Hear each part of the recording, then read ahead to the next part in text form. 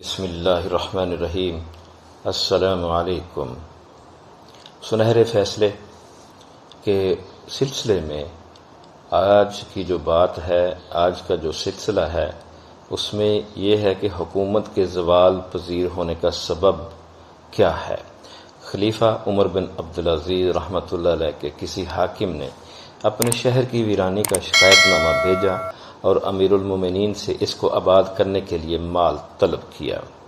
اس سے پہلے آپ میرا یوٹیوب چینل سبسکرائب کر دیں اور بیل آئیکن بھی پریس کر دیں تاکہ اس طرح کی ایمان فروز باتیں آپ تک پہنچتی رہیں۔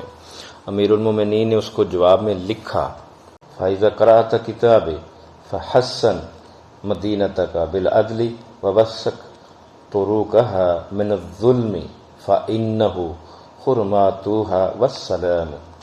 جب تم میرا خط پڑھو تو اپنے شہر کو عدل و انصاف کے ذریعے سے محفوظ کر دو اور شہر کے راستوں سے ظلم و زیادتی دور کر دو، کیونکہ ظلم و زیادتی ہی شہر کی ویرانی کا باعث ہے۔ والسلام، یہ درست کہا گیا ہے، لا ملک الا بالجند ولا جند الا بالمال ولا مال الا بالبلاد ولا بلاد الا برعایا ولا رعایا الا بالعدل۔